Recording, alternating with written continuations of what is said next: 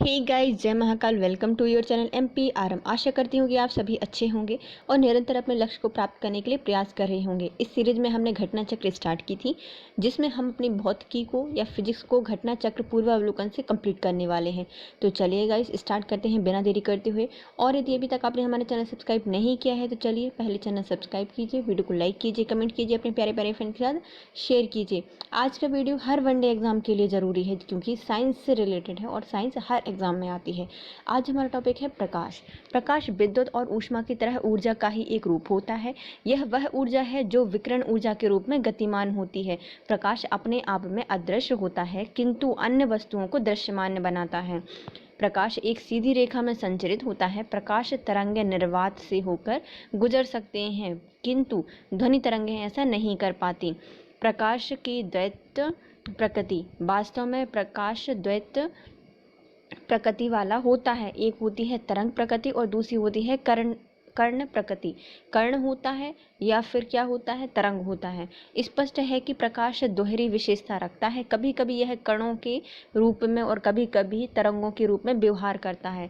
तरंगें अनुप्रस्थ तरंगें होती हैं, जबकि ध्वनि तरंगें अनुदैर्घ्य तरंगें होती हैं। तो प्रकाश तरंगें कैसी होती हैं, अनुप्रस्थ तरंगें होती है, जबकि जो ध्वनि होती है वह अनुदैर्घ्य तरंगें होती है।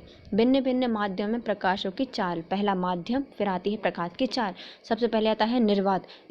निर्वात में प्रकाश की चाल होती है 3 × 10⁸ मीटर पर सेकेंड। जल में होती है 2.25 × 10⁸ मीटर पर सेकेंड। कांच में होती है 2 × 10⁸ मीटर पर सेकेंड। और हीरे में होती है 1.24 × 10⁸ मीटर पर सेकेंड। हम फिर से रिवाइज करते हैं। सबसे ज़्यादा किस में होगी, निर्वात में होती है, जो कि होती है 3 × 10⁸। फिर आती है उससे थोड़ा सा कम लेते हैं, जल लेंगे, जिसकी होती है 2.25 × 10⁸। कांच में 2 × 10⁸ मीटर पर सेकेंड होती है। और हीरे में होती है 1.24 × 10⁸ मीटर पर सेकेंड। स्पष्ट है कि भिन्न भिन्न माध्यमों में प्रकाश की चाल भिन्न भिन्न होती है और प्रकाश की चाल सबसे अधिक निर्वात में होती है। जिस माध्यम का अपवर्तनांक जितना अधिक होता है उसमें प्रकाश की चाल उतनी ही कम होती है। मतलब जितना ज़्यादा अपवर्तनांक होगा प्रकाश की चाल उसमें उतनी ही कम होती है। यदि किसी माध्यम का अपवर्तनांक म्यू माध्यम होता है और उस माध्यम में प्रकाश की चाल यू होती है, तो निर्वात में प्रकाश की चाल क्या होगी, सी होगी। और हम इसको कैसे डिफाइन करेंगे, तो U = C/μ। यह स्पष्ट है कि प्रकाश के वेग और माध्यम में प्रकाश के वेग के अनुपात को माध्यम का अपवर्तनांक कहा जाता है। तो अपवर्तनांक क्या होता है, उस प्रकाश का वेग और उस के माध्यम का वेग, दोनों के अनुपात को क्या कहा जाता है, माध्यम का अपवर्तनांक कहा जाता है। पानी का अपवर्तनांक 1.33 होता है और कांच का अपवर्तनांक होता है 1.50 होता है। अपवर्तनांक को सामान्यतः ग्रीक अक्षर म्यू से प्रदर्शित किया जाता है। चूंकि प्रकाश का वेग निर्वात में अधिकतम होता है, अतः किसी माध्यम का निर्वात के सापेक्ष अपवर्तनांक सदैव 1 से अधिक होता है। माध्यम जितना अधिक सघन होता है उसमें प्रकाश का वेग उतना ही कम होता है। जैसे ध्वनि होती है, जितना ज़्यादा सघन माध्यम होता है ध्वनि उतनी ही ज़्यादा तेज़ से वेग करती है, मतलब उसकी गति करती है। लेकिन प्रकाश में उल्टा होता है, जितना ज़्यादा माध्यम सघन होगा हमारा प्रकाश उतनी ही धीरे गति से जाएगा। इसलिए जितना ज़्यादा अपवर्तनांक होगा उतना कम वेग हमारे प्रकाश का होगा। इसको कैसे डिनोट किया जाता है, इसको म्यू से डिनोट किया जाता है। और हमारे पानी का अपवर्तनांक कितना होता है, 1.33 होता है अपवर्तनांक, और कांच का अपवर्तनांक होता है 1.50। और हमेशा निर्वात में सबसे ज़्यादा होता है प्रकाश का वेग, इसलिए इसको सदैव निर्वात के सापेक्ष ही दर्शाया जाता है। और हमेशा जो सापेक्ष अपवर्तनांक है 1 से अधिक होता है निर्वात के सापेक्ष। प्रकाश का अपवर्तन। एक समांग माध्यम से प्रकाश किरण सीधी रेखा में चलती है, परंतु जब प्रकाश की किरण एक पारदर्शी माध्यम से दूसरे पारदर्शी माध्यम में प्रवेश करती है तो वह अपने मूल पथ से विचलित हो जाती है। इस घटना को प्रकाश का अपवर्तन कहा जाता है। पहले माध्यम से चलने वाली किरण को आपतित किरण और दूसरे माध्यम में चलने वाली किरण को अपवर्तित किरण कहा जाता है। आपतित किरण दो माध्यमों के तल को पृथक करने वाली तल को जिस बिंदु पर स्पर्श करती है उसे अपवर्तन बिंदु कहा जाता है। अपवर्तन बिंदु पर खींचा गया लंब अभिलंब कहलाता है। आपतित किरण और अभिलंब के बीच के कोण को आपतन कोण और आपतित किरण और अभिलंब के बीच बने कोण को आपतन कोण कहा जाता है। तो देखिए, थ्योरी तो डेफिनेटली समझ में नहीं आई होगी, मैं फिर से इसको रिवाइज कर देती हूँ। देखो, एक समांग माध्यम है, उससे एक प्रकाश की रेखा गति कर रही है, लेकिन जब वह एक माध्यम से दूसरे माध्यम में या फिर एक पारदर्शी माध्यम से दूसरे पारदर्शी माध्यम में प्रवेश करती है तो वह अपने मूल पथ से विचलित हो जाती है। इस घटना को क्या कहा जाता है? अपवर्तन कहा जाता है। पहले माध्यम में चलने वाली किरण को आपाती किरण कहा जाता है क्योंकि वो आ रही है, और दूसरे माध्यम में चलने वाली किरण को क्या कहा जाता है? अपवर्तित किरण, क्योंकि वह थोड़ी सी विचलित होगी, अपवर्तित किरण कहा जाता है। आपाती किरण या फिर आपतित किरण दो माध्यमों के तल को पृथक करने वाले तल को जिस बिंदु पर स्पर्श करती है उस बिंदु को कहा जाता है आपतन बिंदु। जिस बिंदु को वह स्पर्श कर रही है उसको क्या कहा जाता है? आपतन बिंदु कहा जाता है। आपतन बिंदु पर खींचा गया लंब अभिलंब कहलाता है।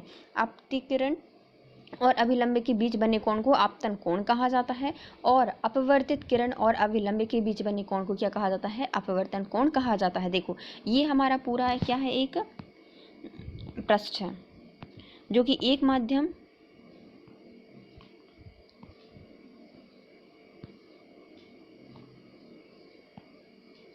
देखो, ये हमारा तल जिससे एक किरण आ रही है, तो ये क्या हो रही है? आपतित किरण है, मतलब आ रही है, तो आपतित किरण है, ये अभिलंब है, इसके बीच का जो कोण बनेगा वो क्या होता है? आपतित कोण बनेगा। ये अभिलंब था, इससे ये वाली किरण बाहर निकल गई तो आपतित किरण होगी, और इनके बीच में अभिलंब और आपतित किरण के बीच में जो कोण बनेगा उससे आपतित कोण कहा जाएगा। ये है एक, देखो इसको में भी देख लेते हैं। एक सघन माध्यम है, ये सघन माध्यम है और ये विरल माध्यम है।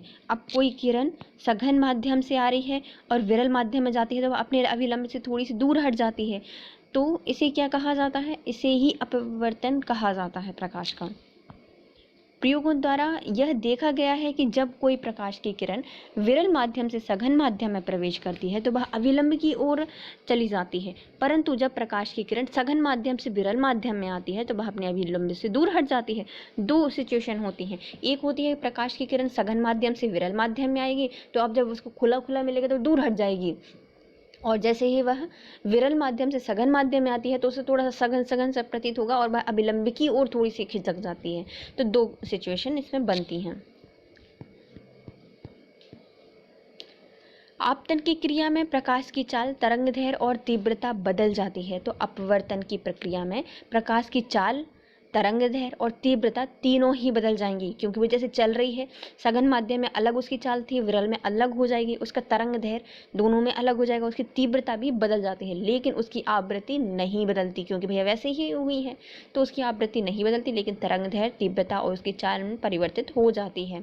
अपवर्तन की कुछ घटनाएं, यदि जल में डूबी हुई छड़ को बाहर से देखा जाता है तो वह हमें छोटी और सतह पर मुड़ी हुई प्रतीत होती है, तो ये भी अपवर्तन की घटना ही होती है। पानी से भरे हुए बर्तन में पड़ा हुआ एक सिक्का यथार्थ स्थिति से हमें ऊंचा दिखाई देता है, तो वो भी अपवर्तन के कारण। हमें तारे टिमटिमाते हुए दिखाई देते हैं, ये भी अपवर्तन के कारण। और आपने देखा होगा जो पानी की मछलियां होती हैं वो भी हमें थोड़ी सी तल से अलग दिखाई देती है, जब हम पकड़ने जाते हैं तो वो भाग जाती हैं, क्यों? क्योंकि वह अपवर्तन के कारण हमें थोड़ी सी उठी हुई या फिर पास में दिखाई देती है। प्रिज्म द्वारा अपवर्तन। प्रिज्म एक समांगी पारदर्शी माध्यम होता है जो किसी कोण पर झुके और दो समतल पृष्ठों से घिरा होता है। यह सामान्यतः कांच का बना होता है। तो यह क्या होता है? जो हमारा प्रिज्म है वह एक समांग पारदर्शी माध्यम होता है जो किसी कर्ण पर झुके दो समतल पृष्ठों से घिरा होता है। यह सामान्यतः कांच का बना होता है।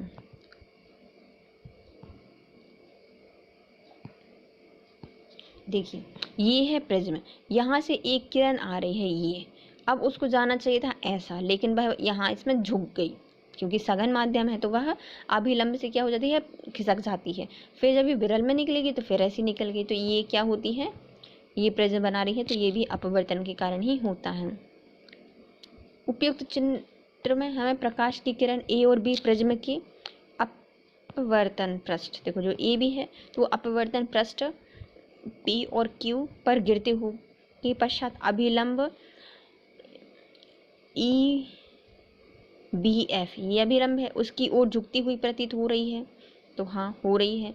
इसमें बी और सी की दिशा में आपतित होने के पश्चात वह यहाँ झुक जाती है, तो मतलब दूर हट जाती है क्योंकि वह विरल माध्यम में आ गई है, झुक जाती है। बी की सी की दिशा में परिवर्तित हो जाती है और आपतित किरण बी सी पृष्ठ आर पी पर अभिलंब जी सी एफ से दूर हट जाती हुई प्रतीत होती है। सी डी दिशा में बाहर वायु से निकल जाती है। इस प्रकार के प्रिज्म से हमें ए बी सी डी प्रकाश किरण का मार्ग पता चलता है। वर्ण विक्षेपण क्या होता है? सूर्य का प्रकाश 7 विभिन्न रंगों का मिश्रित प्रकाश होता है। ये 7 रंग होते हैं बैगनी, जामुनी, नीला, हरा, पीला, नारंगी और लाल। जब प्रकाश का श्वेत प्रकाश किसी प्रिज्म से गुजारा जाता है तब वह अपवर्तन के पश्चात प्रिज्म के आधार पर या आधार की ओर झुकने के साथ साथ प्रकाश के अवयवी वर्णों में विभाजित हो जाता है।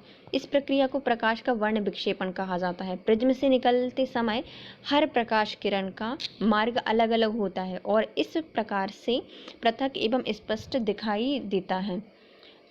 सूर्य के प्रकाश से प्राप्त 7 रंगों में बैगनी रंग आधार की ओर सबसे नीचे और लाल रंग सबसे ऊपर होता है, अर्थात बैगनी रंग का विक्षेपण सबसे अधिक होता है और लाल रंग का विक्षेपण सबसे कम होता है। उल्लेखनीय है कि निर्वात अर्थात वायु में विभिन्न रंगों के वेग का मान एक समान बिंदु किसी अन्य पदार्थ में भिन्न भिन्न होता है, अतः किसी पदार्थ का अपवर्तनांक भिन्न रंगों के प्रकाश के लिए भिन्न भिन्न होता है।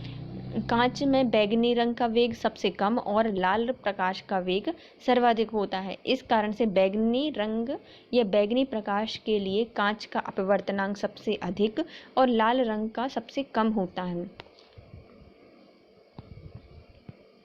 बैगनी रंग का तरंगदैर्घ्य सबसे कम और आवृत्ति सबसे अधिक होती है, जबकि लाल रंग का तरंगदैर्घ्य सबसे अधिक और आवृत्ति उसकी सबसे कम होती है। तो आवृत्ति सबसे कम किसकी होती है? लाल रंग की, और ज़्यादा किसकी होती है? बैगनी रंग की। बैगनी रंग का तरंगदैर्घ्य कितना होता है? तरंगदैर्घ्य कम होता है, और जो हमारा लाल रंग होता है उसका तरंगदैर्घ्य ज़्यादा होता है। ये है श्वेत प्रकाश और ये है प्रिज्म। इस पर जैसे ही हमारी प्रकाश की किरण आई वह थोड़ी सी अभिलंब की ओर सघन माध्यम में मुड़ गई। अब वह जब निकलती है तो वह कुछ एंगल से निकलती है, तो सबसे ऊपर निकलेगी रेड, क्योंकि वह थोड़ी सी कम झुकी हुई है अभिलंब से, अभिलंब के पास में है, तो ये रेड। और सबसे नीचे कौन सा होता है? बैगनी। क्रांतिक कोण और पूर्ण आंतरिक परावर्तन क्या होता है? देखो, ये है हमारा अभिलंब, क्योंकि ये पृष्ठ है। इसमें 2 माध्यम होते हैं, एक होता है विरल माध्यम और एक होता है सघन माध्यम। सघन माध्यम मतलब कांच समझ लो, विरल माध्यम मतलब एनवायरनमेंट या फिर वायुमंडल समझ लो। इसमें एक प्रकाश की किरण यहाँ से आ रही है, कहाँ से? सघन माध्यम से। अब जब विरल माध्यम में जाएगी तो क्या हो जाएगी? वह अभिलंब से थोड़ी सी दूर हट जानी चाहिए। देखो, सघन माध्यम से एक किरण आ रही है तो अभिलंब से क्या हो जाएगी? वह थोड़ी सी दूर हट जाएगी, है ना। लेकिन वह दूर न हट के पूरी ही जो तल है उसी में चली जाती है, या फिर उसका जो ये कोण जो होता है, अभिलंब वाला जो कोण होता है, अपवर्तित कोण होता है, वह बहुत ज़्यादा हो जाता है और वह तल के समानांतर निकल जाती है। तो इसे क्या कहा जाता है? पूर्ण आंतरिक परावर्तन कहा जाता है। और इस कोण को क्या कहा जाता है? क्रांतिक कोण कहा जाता है। जब कोई प्रकाश की किरण से किसी सघन माध्यम से विरल माध्यम में जाती है तो वह एक विशेष अपवर्तन कोण के लिए अपवर्तन कोण का मान 90 डिग्री हो जाता है। इसी अपवर्तन कोण को क्रांतिक कोण कहा जाता है। मतलब एक क्या होता है? एक विशेष स्थिति पे जो अपवर्तन कोण होता है वह 90 डिग्री हो जाता है। इसी अपवर्तन कोण को क्रांतिक कोण कहा जाता है। इसका मान दोनों माध्यमों की प्रकृति और प्रकाश के रंग पर निर्भर करता है। कांच, वायु, अंतरापृष्ठ पर दृश्य प्रकाश के लिए क्रांतिक कोण लगभग 42 डिग्री होते हैं। तो कांच और वायु में जो अंतरापृष्ठ होता है उस पर जो दृश्य प्रकाश होता है उसका क्रांतिक कोण कितना होता है? लगभग 42 डिग्री होता है। जब सघन माध्यम में अपवर्तन कोण का मान क्रांतिक कोण से थोड़ा ही बढ़ जाता है तो संपूर्ण आपतित प्रकाश किरण अपवर्तित न होकर परावर्तन के नियमों का अनुसरण करते हुए परावर्तित होकर सघन माध्यम में ही वापस लौट जाती हैं। इस घटना को प्रकाश का पूर्ण आंतरिक परावर्तन कहा जाता है। मतलब वह दूसरे माध्यम में नहीं गई बल्कि परावर्तन के नियमों का अनुसरण करके परावर्तित होकर सघन माध्यम में ही वापस लौट जाती है। तो इस घटना को कहा जाता है पूर्ण आंतरिक परावर्तन। देखिए ये वाला क्रांतिक कोण में सीधे निकल गई थी तो ये क्रांतिक कोण बन गया, और वह थोड़ी सी ऐसी टर्न हो गई तो ये क्या हो गया, परावर्तन कोण हो गया। यह पूर्ण आंतरिक परावर्तन करगी। पूर्ण आंतरिक परावर्तन एक उपयोगी प्रयोग प्रकाशीय रेशे या फिर जो ऑप्टिकल फाइबर होते हैं, पूर्ण आंतरिक परावर्तन का उसमें प्रयोग किया जाता है। नेक्स्ट टॉपिक है परावर्तन। प्रकाश जब किसी वस्तु पर पड़ता है तो वह अवशोषित, संचारित और परावर्तित हो जाता है।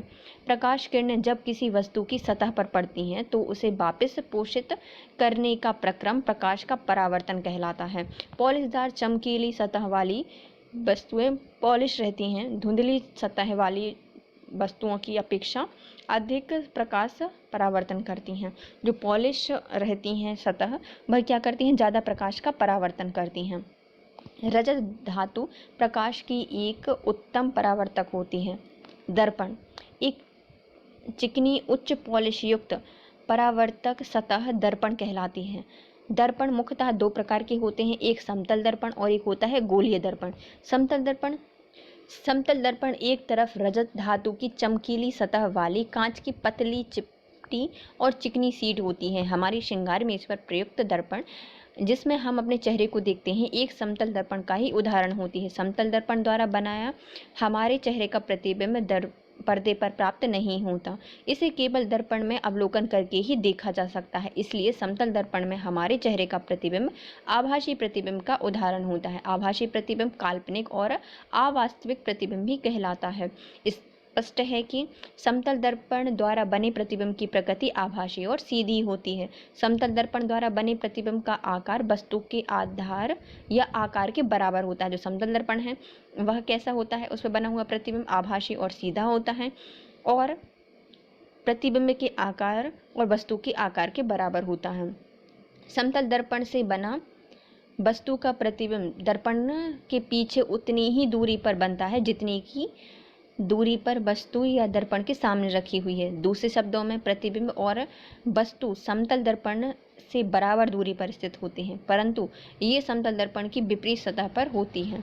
समतल दर्पण में बने प्रतिबिंब में पार्श्व उत्क्रमण होता है, अर्थात दर्पण के सामने खड़े व्यक्ति यदि अपना बायां हाथ उठाते हैं तो प्रतिबिंब अपना दायां हाथ उठाता है। अब आता है गोलीय दर्पण। गोलीय दर्पण वह दर्पण होता है जिसकी परावर्तक सतह कांच के खोखले गोले का काट कर बनाया जाता है या फिर कटा हुआ भाग होता है, उसे क्या कहा जाता है, गोलीय दर्पण कहा जाता है। गोलीय दर्पण दो प्रकार के होते हैं। अवतल दर्पण, यह गोलीय दर्पण जिसमें प्रकाश का अपवर्तन अवतल सतह अर्थात अंदर की ओर मुड़ी हुई सतह पर होता है, अवतल दर्पण कहलाता है। देखिए ये है कांच कैसा मुड़ा है, अंदर की ओर मुड़ा है, पीछे यहाँ पर क्या लगी है, रजत की परत लगी है। ये कांच है, मतलब हमारे मिरर क्या है, अंदर की ओर मुड़ा हुआ है, इस पर प्रकाश परावर्तन होगा तो अवतल सतह पर होता है, तो इसे क्या कहा जाता है, अवतल दर्पण कहा जाता है। व्यक्ति के दांतों की परीक्षा करने हेतु दंत चिकित्सक दांतों का बड़ा प्रतिबिंब देखने के लिए अवतल दर्पण का प्रयोग करता है। अवतल दर्पण को प्रकाश की तेज किरण पुंजों को पाने के लिए टॉर्च, वाहन की हेडलाइट और सर्च लाइट में परावर्तक के रूप में प्रयोग किया जाता है। तो अवतल दर्पण का प्रयोग हम किस में करते हैं, जो चिकित्सक होते हैं, डेंटिस्ट होते हैं, वह हमारे दांत को आकार बड़ा देखने के लिए उसमें प्रयोग करते हैं। टॉर्च में, वाहनों की जो हेडलाइट होती हैं उसमें इसका प्रयोग करते हैं। अवतल दर्पण का हजामती दर्पण या फिर दाढ़ी बनाने के काम में भी इसका प्रयोग किया जाता है अवतल दर्पण का। नेक्स्ट आता है उत्तल दर्पण। यह एक गोलीय दर्पण होता है जिसमें प्रकाश का परावर्तन उत्तल सतह मतलब उभरी हुई सतह पर होता है। मतलब ये है हमारी सतह, यहाँ पे पेंट लगा है, यहाँ से परावर्तन हो जाएगा। तो ये क्या है, जिसमें प्रकाश का परावर्तन उत्तल सतह पर होता है उसे उत्तल दर्पण कहा जाता है। उत्तल दर्पण का प्रयोग पीछे से आ रहे यातायात को देखने के लिए वाहनों में पार्श्व दृश्य दर्पणों के रूप में किया जाता है। नेक्स्ट है लेंस। लेंस दो वक्र पृष्ठों तथा एक समतल पृष्ठ से घिरा एक समांगी पारदर्शी माध्यम होता है। वक्र पृष्ठ गोलीय, बेलनाकार और परावलयाकार हो सकती है, परंतु अधिकतर पृष्ठ गोलीय ही होते हैं। मुख्यतः लेंस दो प्रकार के होते हैं। देखो तो लेंस क्या होते हैं, दो वक्रीय पृष्ठ होंगे या फिर एक वक्रीय पृष्ठ होगा, एक समतल पृष्ठ भी हो सकता है, या समांगी पारदर्शी माध्यम होते हैं लेंस। ये ज़्यादातर क्या होते हैं, गोलीय होते हैं, बेलनाकार होते हैं, परावलयाकार होते हैं। अधिकतर पृष्ठ कैसे होते हैं, गोलीय होते हैं। लेंस दो प्रकार के होते हैं, एक उत्तल लेंस और एक होता है अवतल लेंस। उत्तल लेंस में क्या होता है, उत्तल लेंस केंद्र में मोटा होता है लेकिन किनारों पर पतला होता है। तो ये क्या है, जो हमारा बीच में मोटा है उत्तल लेंस है और किनारों में पतला है। उत्तल लेंस को आभासी अभिसारी लेंस कहा जाता है। मतलब क्या कहा जाता है, अभिसारी।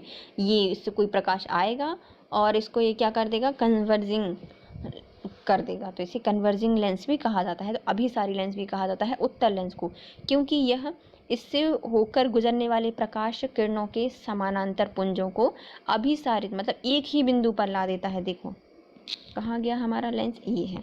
यहाँ से बहुत सारी किरणें आ रही हैं तो ये क्या करेगा, यहाँ से सबको इकट्ठा कर लेगा। जो हमारे लेंस थे ना, बचपन में हम पेपर वगैरह में आग लगाते थे सूर्य की रोशनी से, तो ये क्या होते हैं, हमारे उत्तल लेंस होते हैं। उसको क्या कहा जाता है, कन्वर्जिंग लेंस भी कहा जाता है, क्योंकि यह पूरी किरणों को एक बिंदु पर लाता है, अभिसारित करता है, इसलिए इसको अभिसारी लेंस भी कहा जाता है। अवतल लेंस, यह लेंस बीच में पतला परंतु किनारों पर मोटा होता है, इसे क्या कहा जाता है, अवतल लेंस कहा जाता है। देखो किनारों पर मोटा है, बीच में पतला है, तो ये क्या है, अवतल लेंस। अवतल लेंस को अपसारी लेंस कहा जाता है, क्योंकि यह प्रकाश की किरणों के समानांतर पुंज को अपसारित कर देता है। ये क्या करता है, देखो ये पूरा हमारा लेंस है, यहाँ से बहुत सारी किरणें आई और ये इनको फैला देता है, क्या करता है, अपसारित कर देता है, तो इसको अपसारी लेंस भी कहा जाता है। आँखों की रोशनी से जब दूर की वस्तु स्पष्ट दिखाई नहीं देती या निकट दृष्टि दोष की स्थिति में, तो हमें उसके निवारण के लिए अवतल लेंस का प्रयोग करते हैं, और जब कोई वस्तु नज़दीक की दिखाई नहीं देती अर्थात दूर दृष्टि दोष में, हमें उत्तल लेंस का प्रयोग करते हैं। अब आते हैं इससे रिलेटेड प्रश्न। निम्न में से किस विकिरण में ऊर्जा प्रति क्वांटम सबसे ज़्यादा होती है। तो ऐसा कौन सी विकिरण है जिसमें जो ऊर्जा प्रति क्वांटम सबसे ज़्यादा होती है, तो 320 से 400 नैनोमीटर में ऊर्जा प्रति क्वांटम सर्वाधिक होती है। सौर विकिरण निम्नलिखित में से किस परास पर देखा जा सकता है। तो सौर विकिरण को हम 400 से 700 नैनोमीटर पर देख सकते हैं। सौर विकिरण हमें 400 से 700 नैनोमीटर पर दिखता है। प्रकाश पर आने वाले सौर विकिरण का परास 100 नैनोमीटर से 10⁻6 नैनोमीटर तक विस्तृत होता है। इस सौर विकिरण को परावैगनी विकिरण या फिर परास 10 नैनोमीटर से 400 नैनोमीटर तक होता है। दृश्य प्रकाश 400 नैनोमीटर से 700 नैनोमीटर तक होता है, और अवरक्त किरणें 700 नैनोमीटर से 10⁻6 नैनोमीटर तक होती हैं। तो किस प्रकार में होती है, 3 प्रकार से होती हैं। एक होती है परावैगनी जो कि 100 से 400 नैनोमीटर होती हैं, दृश्य 400 से 700 नैनोमीटर होती हैं, और अवरक्त विकिरण जो कि 700 से 10⁻6 नैनोमीटर में विभाजित किया जाता है। दृश्य प्रकाश का दैर्ध्य, ये दैर्ध्यमान कितना होता है, तो दृश्य प्रकाश होता है हमारा 400 से 700 के बीच में होता है। तो इसमें दिया है 390 से 780 नैनोमीटर के बीच हमारा दृश्य प्रकाश का दैर्ध्यमान होता है। दृश्य प्रकाश विद्युत चुम्बकीय विकिरण का एक भाग होता है जो मानवीय किरणों द्वारा देखा जा सकता है। एक सामान्य मानवीय आँखें 390 नैनोमीटर से 750 नैनोमीटर तरंगदैर्घ्य के बीच के विद्युत चुम्बकीय विकिरण को स्पष्ट रूप से देख सकती हैं। मानव आँख दृश्य प्रकाश के जिस तरंगदैर्घ्य के लिए सर्वाधिक सुग्राही होती है वह कौन सा है। तो मानव आँखें दृश्य प्रकाश के किस तरंगदैर्घ्य के लिए सबसे ज़्यादा सुग्राही होती हैं, तो ये है हमारा 5500 एंगस्ट्रॉम। कितना होता है, 5500 एंगस्ट्रॉम होती हैं, जो कि हमारे आँखों के लिए सुग्राही होता है।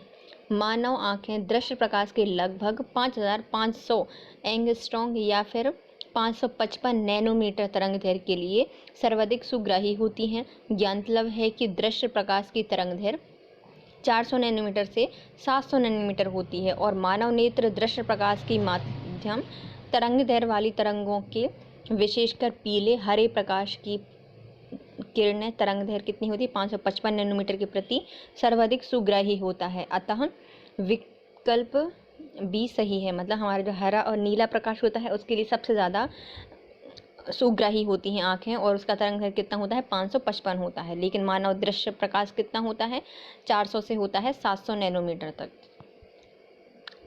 प्रकाश विकिरणों की प्रकृति कैसी होती है? तो प्रकाश विकिरण की प्रकृति होती है तरंग और कर्ण दोनों के समान।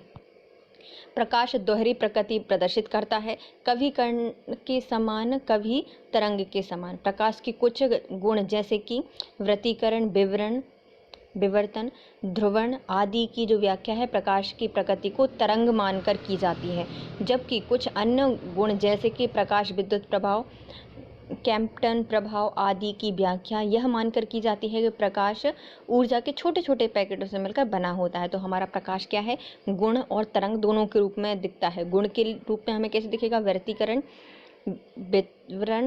विवर्तन, ध्रुवण आदि के रूप में हमें दिखता है, तो हम इसको तरंग मानकर इसकी समझते हैं। और हम गुण के रूप में या छोटे छोटे पैकेट के रूप में कैसे दिखते हैं, तो विद्युत प्रभाव देखते हैं उसका और कैम्पटन देखते हैं। प्रकाश सीधी रेखा में चलता प्रतीत होता है क्योंकि प्रकाश का तरंगदैर्घ्य बहुत छोटा होता है, इसलिए हमें प्रकाश सीधी रेखा में दिखाई देता है।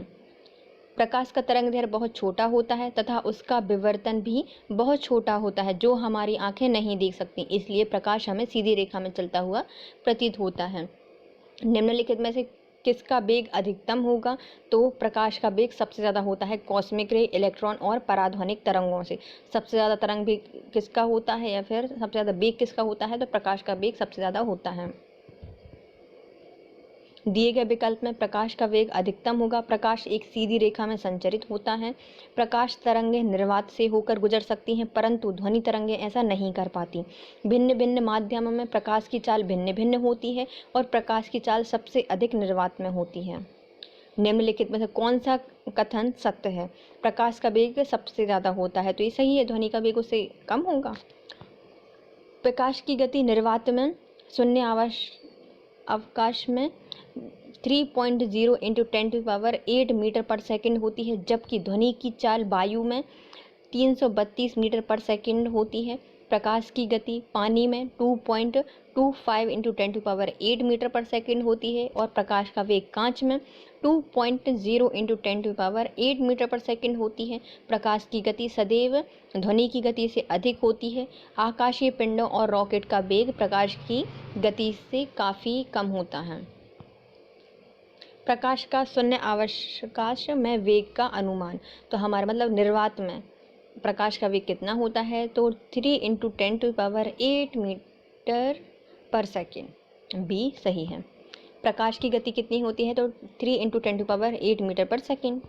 प्रकाश का वेग अधिकतम किस में होता है? तो निर्वात में सबसे ज़्यादा होता है। जैसे जैसे उसका सघन होता जाएगा माध्यम, प्रकाश का वेग कम होता जाएगा। प्रकाश की गति किसके बीच से गुजरते हुए न्यूनतम होती है? तो प्रकाश की गति किसके बीच से गुजरते हुए न्यूनतम हो जाएगी? तो कांच से गुजरते हुए न्यूनतम हो जाएगी। जिस वस्तु या पदार्थ का अपवर्तनांक ज़्यादा होता है उसमें प्रकाश की गति न्यूनतम हो जाती है। जैसे कांच, निर्वात, जल और वायु में से कांच का अपवर्तनांक सबसे ज़्यादा है, इसलिए प्रकाश की गति कांच में न्यूनतम हो जाएगी। सूर्य के प्रकाश को धरती की सतह पर पहुंचने में कितना समय लगता है? सूर्य के प्रकाश को धरती पर पहुंचने के लिए 8 मिनट कुछ सेकंड लगते हैं, तो 8.5 मिनट का टाइम लगता है। सूर्य के प्रकाश को पृथ्वी की सतह पर पहुंचने में 500 सेकंड लगते हैं, जिसको हम मीटर में बदलेंगे तो 8.5 मिनट हो जाएंगे। सूर्य से पृथ्वी तक प्रकाश के पहुंचने में लगभग कितना समय लगता है? तो वही 8 मिनट और कुछ सेकंड। प्रकाश तरंगों के वायु से कांच में जाने पर जो चर प्रभावित होता है उसे क्या कहा जाता है? तो जब भी कोई प्रकाश विरल माध्यम से सघन माध्यम में जाएगा तो क्या बदलेगा? उसका वेग बदल जाता है और उसका तरंगदैर्घ्य बदलता है, लेकिन उसकी आवृत्ति नहीं बदलती। जब कोई प्रकाश तरंग वायु से कांच में या फिर एक माध्यम से दूसरे माध्यम में जाती है तो वस्तु की आवृत्ति वही रहती है, लेकिन उसका तरंगदैर्घ्य और वेग बदल जाता है। जब प्रकाश एक माध्यम से दूसरे माध्यम में जाती है तो निम्नलिखित में कौन सा एक अपरिवर्तित रहता है? तो उसकी आवृत्ति जो है वह अपरिवर्तित रहती है, जबकि उसका वेग और तरंगदैर्घ्य दोनों ही बदल जाते हैं। जब प्रकाश की किरण सघन माध्यम से विरल माध्यम में गमन करती है तो क्या होगा?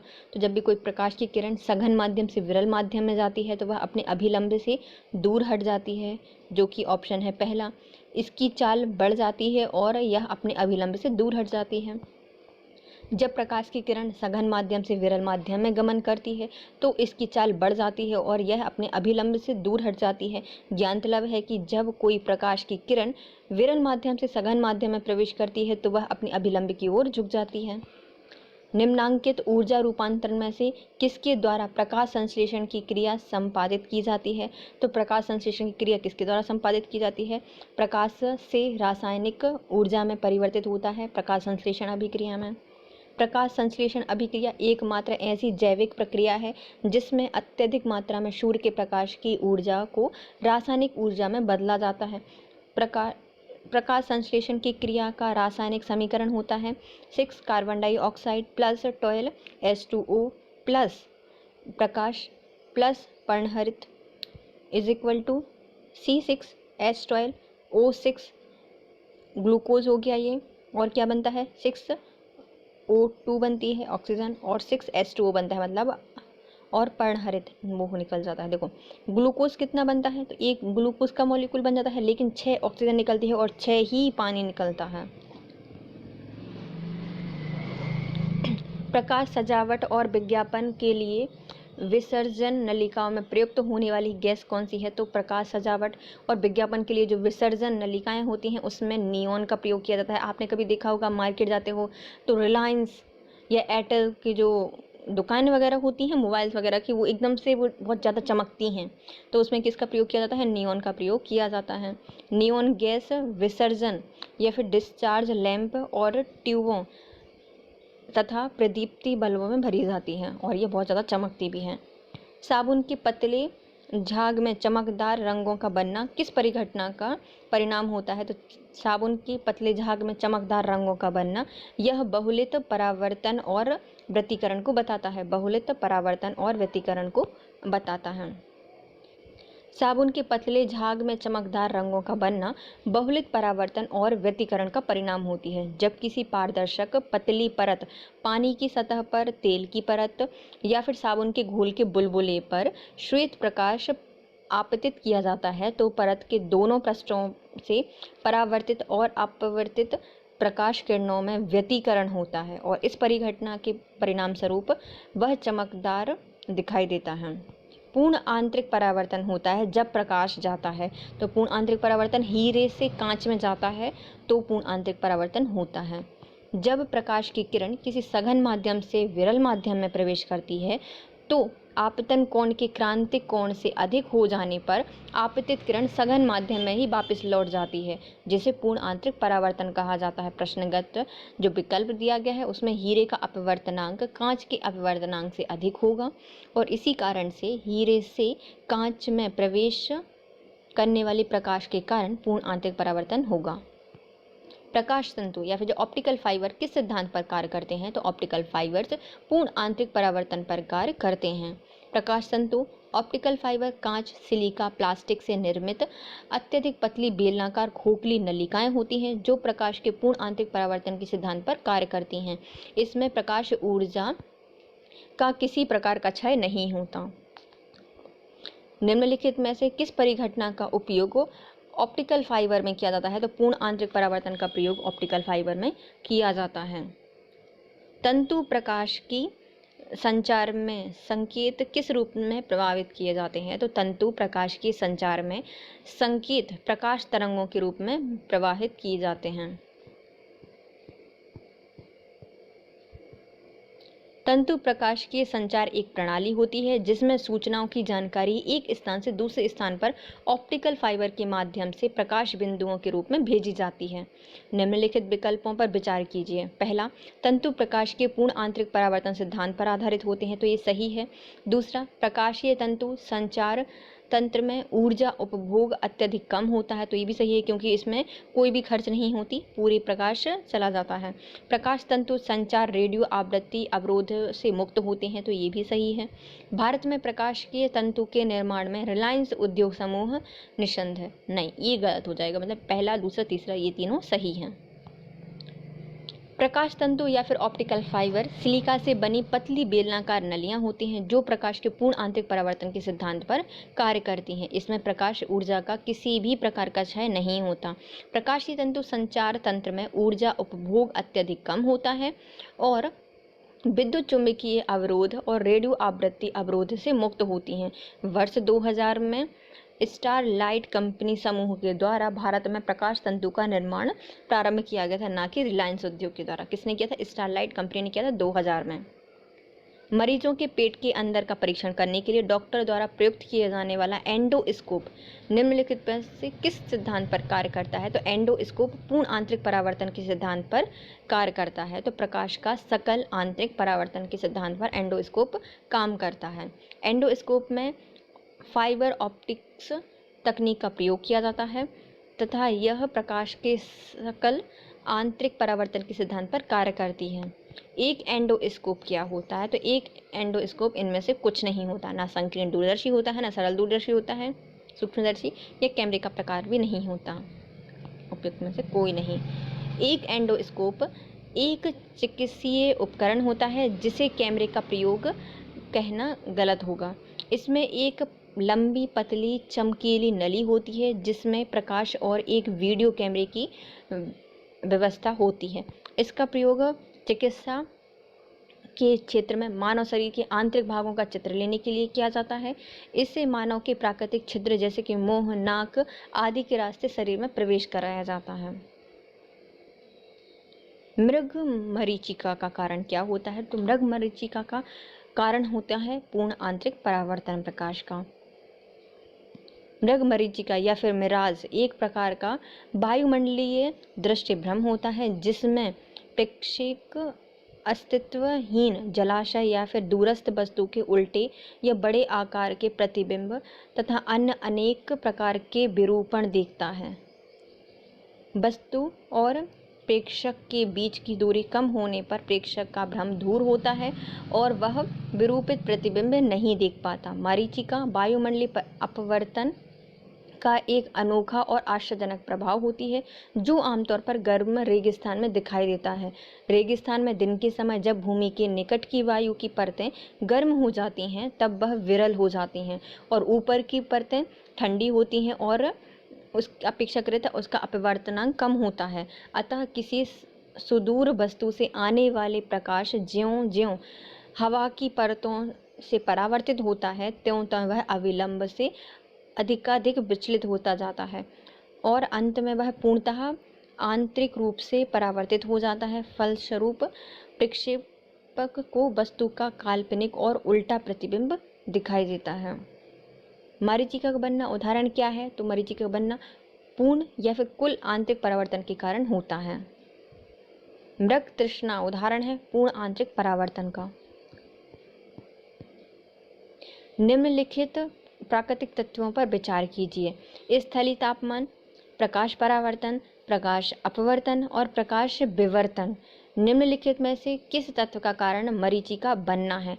तो मरीचिका किसके कारण बनती है? स्थलीय तापमान के कारण और दूसरा प्रकाश के अपवर्तन के कारण, मतलब ए और सी सही होंगे। एक कटा हुआ हीरा क्यों जगमगाता है? तो एक कटा हुआ हीरा जगमगाता है क्यों? पूर्ण आंतरिक परावर्तन के कारण। हीरे का अपवर्तनांक बहुत अधिक होता है। इसकी कटाई और तराशी इस प्रकार से होती है कि कोई प्रकाश किरण यदि इसके अंदर चली जाती है तो वह बाहर निकलने से पहले इसमें कई बार पूर्ण आंतरिक परावर्तन होती है। इस प्रकार कई बार किरणों का पूर्ण आंतरिक परावर्तन होने के कारण हीरे चमकते हैं। उचित रीति से कटे हीरे की असाधारण चमक का आधारभूत कारण क्या होता है? तो उचित रीति से कटे हुए हीरे की असाधारण चमक का कारण होती है इसका अति उच्च अपवर्तनांक सूचकांक होता है। क्या होता है? इसका अति उच्च अपवर्तन सूचकांक होता है। हीरे की चमक का मुख्य कारण उसका पूर्ण आंतरिक परावर्तन ही होता है। चूँकि हीरे का अपवर्तनांक बहुत अधिक 2.42 होने के कारण इसका क्रांतिक कोण केवल 24 डिग्री होता है। अतः जब विशेष रूप से कटे गए हीरे के अंदर प्रकाश पड़ता है तो हीरे के पृष्ठ पर बार बार पूर्ण आंतरिक परावर्तन होता है।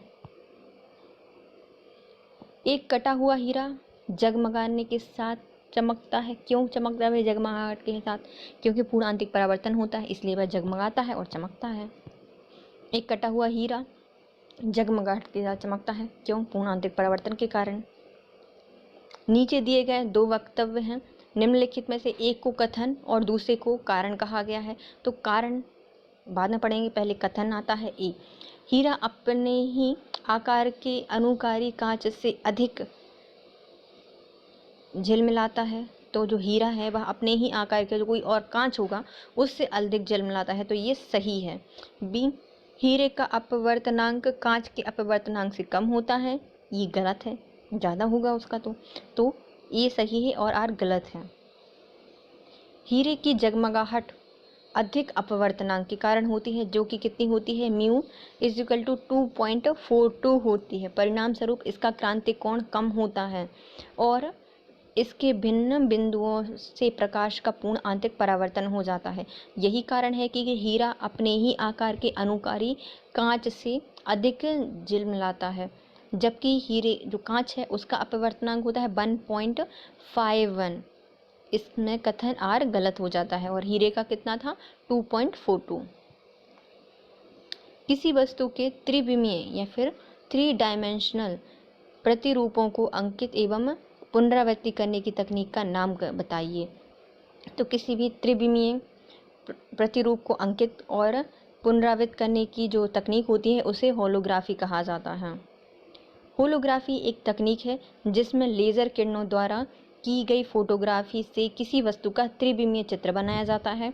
होलोग्राफी ध्वनि, प्रकाश और किसी भी तरंग के साथ कार्य कर सकती है। होलोग्राफी का बहुधा उपयोग अभिलेखों को संचित करने और उसे माइक्रोफिश में किया जाता है। माइक्रोफिश में इसका प्रयोग किया जाता है। इसका उपयोग करके वास्तविक त्रिविमीय या त्रिआयामी चलचित्र भी तैयार किए जाते हैं होलोग्राफी से। त्रिविमीय चित्र लेने के लिए किसका प्रयोग किया जाता है? तो होलोग्राफी का प्रयोग किया जाता है त्रिविमीय चित्र लेने के लिए। एक इलेक्ट्रॉनिक पुंज को फॉस्फोरस कोटेड पर्दे पर फोकस कर प्रतिबिंब को पर्दे पर जनित करना क्या कहलाता है? तो इसे कहा जाता है रोस्टर स्कैन।